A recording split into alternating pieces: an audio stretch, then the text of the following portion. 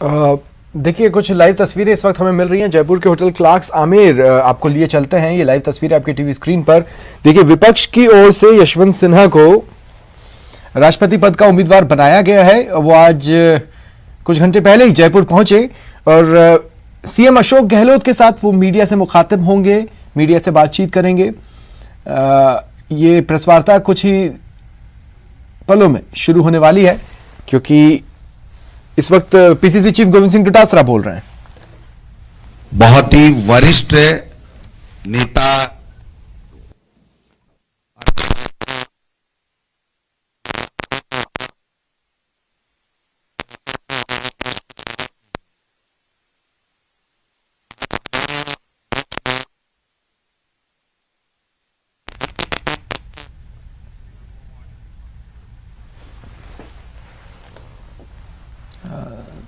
देखिए, ये लाइव तस्वीरें आपके टीवी स्क्रीन पर हैं। पीसीसी चीफ गोविंद सिंह डोटासरा इस वक्त मीडिया से अपनी राय साझा कर रहे हैं। कुछ ही पलों में सीएम अशोक गहलोत भी मीडिया से बातचीत करेंगे और फिर विपक्ष के राष्ट्रपति पद के उम्मीदवार यशवंत सिन्हा मीडिया से बातचीत करेंगे। ये प्रेस वार्ता आयोजित की गई है। विपक्ष के राष्ट्रपति पद के उम्मीदवार यशवंत सिन्हा को बनाया गया और उसके बाद पहली बार वो राजस्थान पहुंचे। देखिए, जब वो जयपुर पहुंचे थे एयरपोर्ट पर उनका स्वागत करने के लिए कांग्रेस के दिग्गज लीडर्स मौजूद थे। पीसीसी चीफ गोविंद सिंह डोटासरा खुद एयरपोर्ट पर गए यशवंत सिन्हा को रिसीव करने के लिए। उनके साथ मंत्री महेश जोशी और अन्य बड़े नाम भी शामिल रहे, जिन्होंने रिसीव किया यशवंत सिन्हा को।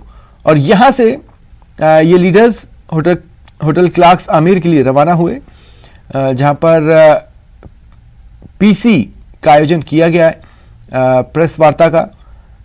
और इस प्रेस कॉन्फ्रेंस में इस वक्त तो PCC chief Govind Singh Dotasra media से अपनी बात रख रहे हैं, लेकिन सीएम अशोक गहलोत भी कुछ ही देर में अपनी बात रखेंगे और यशवंत सिन्हा भी मीडिया से बातचीत करेंगे। फिलहाल जो तस्वीरें आप अपनी टीवी स्क्रीन पर देख रहे हैं, ये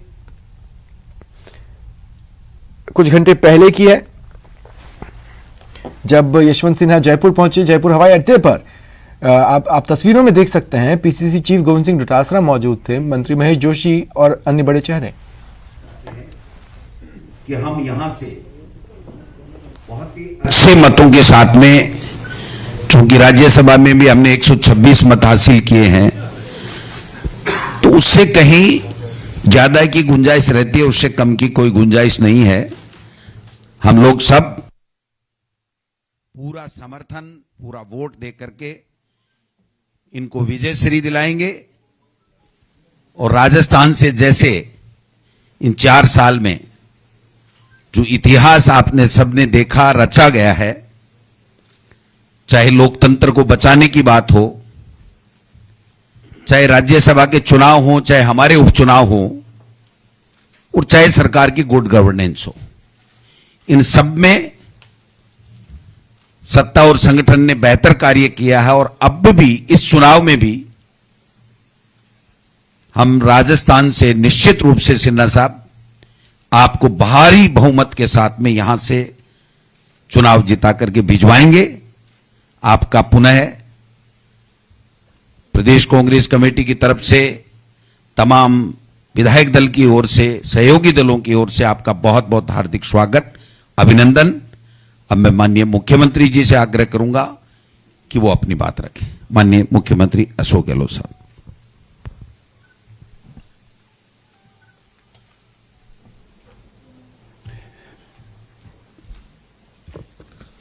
परम श्रद्धेय यशवंत सिन्हा जी, पीसीसी प्रेसिडेंट गोविंद डोटासरा जी,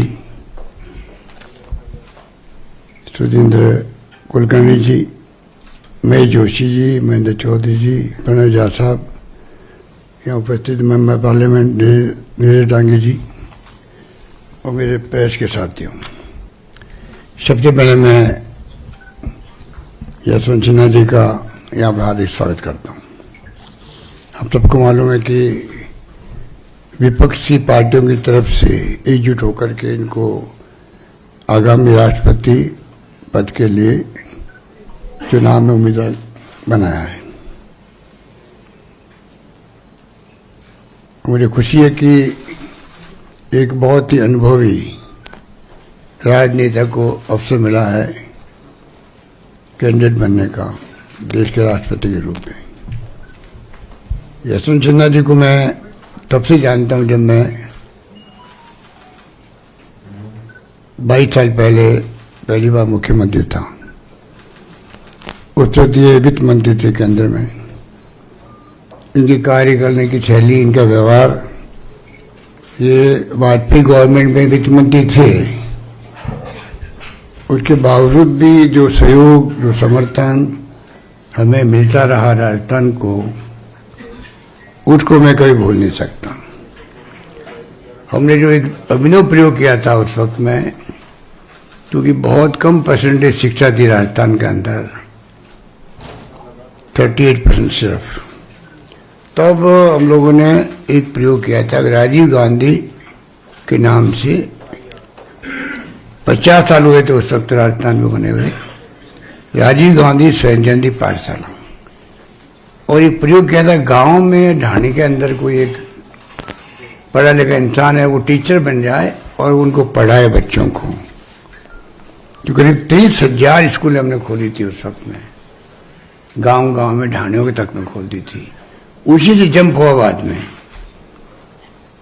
उस वक्त में जब मैं इनके पास गया तब भी मुझे याद है इन्होंने हमें पूरा सपोर्ट किया, समर्थन दिया। कभी मुझे वित्तीय संकट होने के बावजूद भी उस वक्त हम लोग कई बार ओवरड्राफ्ट में जाते थे। उस वक्त में पंजाब, आसाम, कई राज्य सरकारें थी, उस संकट का सामना करनी पड़ती थी। उनको अपने सरकारी बिल्डिंगें मॉर्गेज करनी पड़ती थी, पंजाब जैसे राज्यों को। आसाम की स्थिति बहुत ही विकट थी। उस वक्त यशवंत सिन्हा जी के आशीर्वाद से, इनके सहयोग समर्थन से ये नौबत राजस्थान के लिए नहीं आई,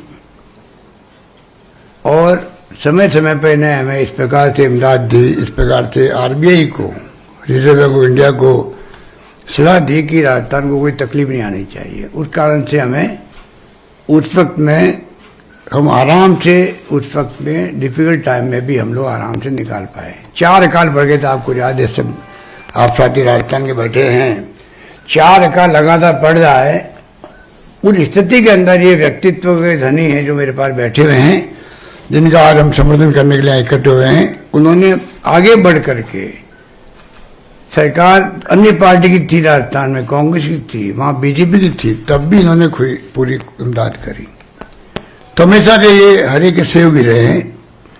पूरे देश के लोग जानते हैं, हर पार्टी के लोग जानते हैं कि इनका व्यवहार किस प्रकार, व्यवहार कुशलता के सामने आया था। इसलिए इस मौके पर मैं कहना चाहूंगा कि इनका चुनाव में, वैसे तो 15 चुनाव आज तक हुए राष्ट्रपति के, 15 में से एक चुनाव सिर्फ निर्विरोध हुआ है, बाकी हमेशा चुनाव ही हुआ है। पर इस बार चुनाव में खड़ा होना, ये लड़ाई विचारधारा की है।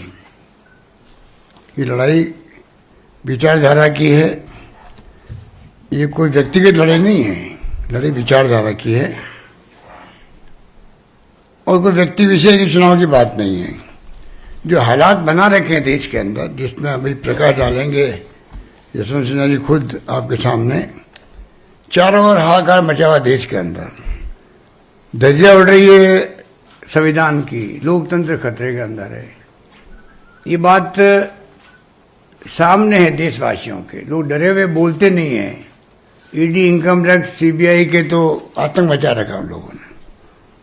सबको मालूम है कि किस प्रकार खुला और बिना भय के वो जो शासन चला रहे हैं, वो सबके सामने है।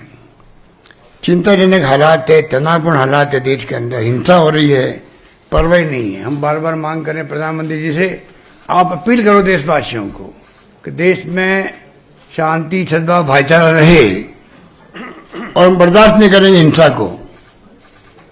ये कहने में क्या हर्ज है? आज तक प्रधानमंत्री के मुंह से बातें नहीं निकली। तमाम विपक्षी पार्टियां मांग कर चुकी है प्रधानमंत्री जी से, आप खुद आगे आके देश को संबोधित करो, क्यों नहीं कर रहे हैं?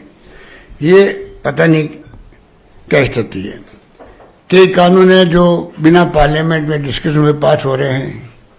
आप समझ जाइए कि कहाँ जा रहा लोकतंत्र है। अब अग्निपथ लेके आ गए बिना कोई सलाह के। महंगाई बेरोजगारी की तो हदें पार हो गई है। करप्शन चरम सीमा पार कर चुका है। मीडिया के ऊपर दबाव है आप लोगों पर, आपके ऊपर मतलब आपके मालिकों पर। तो आप क्या कर सकते हैं? आप तो बहुत दिन भर मेहनत करने वाले लोग हैं, पर आप क्या कर सकते हैं? आपकी तो सीमा है लिखने की, वीडियोग्राफी करने की। मालिक लोग सीबीआई इनकम टैक्स के दबाव में हैं, कुछ नहीं कर पा रहे वो लोग भी। इस हालात में मुल्क चल रहा है। ऐसे वक्त में यशवंत सिन्हा जी का खड़ा होना, मैं समझता हूं कि विपक्षी भावनाओं का इन्होंने आदर किया, इन्होंने स्वीकार किया, इसलिए मैं इनको धन्यवाद देना चाहता हूं। और तमाम विपक्षी पार्टियों ने मिलकर इनको खड़ा किया। उसके मायने यही है कि ऐसे वक्त में राष्ट्रीय बहस होती है चुनाव को लेकर के। देश में क्या क्या चुनौतियां हैं, क्या क्या हालात है, उस पर डिस्कशन होता है। चुनाव की खूबसूरती होती है लोकतंत्र में, वो अनावश्यक है। अभी के हालात में तो और भी ज्यादा आवश्यक है। इसलिए सरकार गिरे जा रही है। मैं प्रधानमंत्री जी से, अमित शाह जी से पूछना चाहूंगा कि 70 साल में ये आप नया फॉर्मूला कहां लेके आ गए? थोक भाव में खरीदने लगे आप एमएलए को, थोक भाव में ही। पहले सुनते थे कोई इक्का दुक्का चला जाता था, अब तो थोक भाव में ही 50 लोग सीधे महाराष्ट्र के अंदर। आप सोच सकते हैं कि नया फॉर्मूला आ गया है। गोवा, मणिपुर, कर्नाटक, मध्य प्रदेश, महाराष्ट्र और राजस्थान आपके आशीर्वाद से बच गया। कमी नहीं रखी उस वक्त में भी, कमी नहीं रखी थी। खूब गुमराह किया हमारे लोगों को समझ में आ गई, समझ में आ गई। बहुत बड़ी बात है, मैं उनका आभारी हूं जिनको समझ में आ गई सबका। क्योंकि हमारी सरकार चली जाती है, मैं आपके सामने बैठा भी नहीं होता। तो आप सबकी दुआओं से मैं बैठा हुआ हूं। और मुझे गर्व है कि हमारे साथियों ने, विपक्ष के जो साथी, चाहे वो सीपीएम के थे, चाहे बीटीपी के थे, और चाहे वो इंडिपेंडेंट थे, सबने हमारा साथ दिया और हम लोग सरकार बचा ले गए। वरना उनका तो पूरा षड्यंत्र था। तो ये तमाम बातों के बीच में बात हो रही है, इसलिए मैं ज्यादा बात नहीं कहता हुआ। अब महाराष्ट्र में हुआ जो, आप ये तो लेटेस्ट है। तो ऐसे माहौल में आपका खड़ा होना एक उम्मीदवार के रूप में बहुत आवश्यक था। और सबसे बड़ी बात है कि एनडीए गवर्नमेंट की जो नीति है, लास्ट में मैं बात करना चाहूंगा अपनी, उनकी जो नीति है, नीयत है, वो बहुत खराब है, चिंताजनक है वो देश के लिए भी। क्योंकि जो विपक्ष को समाप्त करना चाहते हैं, कभी कांग्रेस मुक्त भारतीय बात करते हैं, अब रीजनल पार्टियों बैठे करने लग गए अभी हैदराबाद के अंदर। ये जो उनका तरीका है, सोच है, वो बहुत खतरनाक सोच है। वो फांसी की सोच हो सकती है, लोकतंत्र में यकीन करने वाली सोच तो हो ही नहीं सकती है। अगर वो सोच होती तो मोदी जी आगे आकर के विपक्षी पार्टियों को बुलाते, बात करते, कोशिश करते। क्या संभव है कि अगर राष्ट्रपति चुनाव में हम लोग कॉमन उम्मीदवार खड़ा करते हैं ट्राइब का, कह सकते थे वो। पर उनकी नीति में खोट है, नीयत में खोट है। जानबूझ करके उन्होंने कोई सलाह मशवरा करने का प्रयास नहीं किया, किया गया तो लेट किया गया, करने का प्रयास किया होगा। ये हालात है देश के अंदर। इसलिए जरूरी है कि हम लोग यशवंत सिन्हा जी को पूरी तरह समर्थन दें और हम सब मिलकर के इनको कामयाब करें, हमारा पूरा प्रयास रहेगा। मुझे यही बात आपसे कहनी थी। मुझे खुशी है कि वो आज हमारे बीच में। मैं पुनः उनका स्वागत करता हूँ, अपनी बात समाप्त करता हूँ। धन्यवाद। अब मैं आदरणीय यशवंत सिन्हा जी से आग्रह करूंगा कि वो अपनी बात रखें। आदरणीय यशवंत सिन्हा साहब।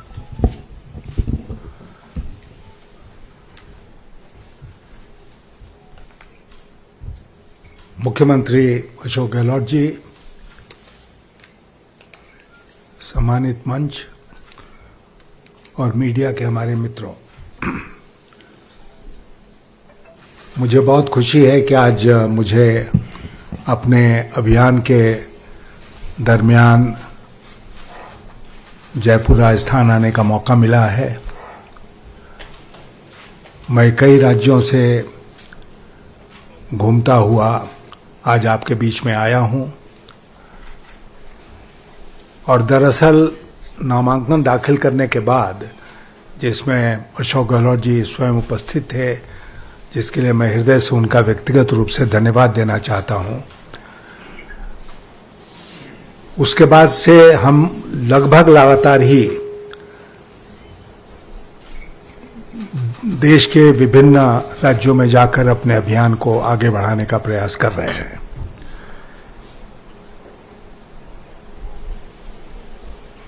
आज यहां पर जो आश्वासन आपने दिया है समर्थन का, उसके लिए मैं आपको हृदय से धन्यवाद देता हूं। मुझे पूरा विश्वास है कि राजस्थान से हम भारी बहुमत से आगे रहेंगे।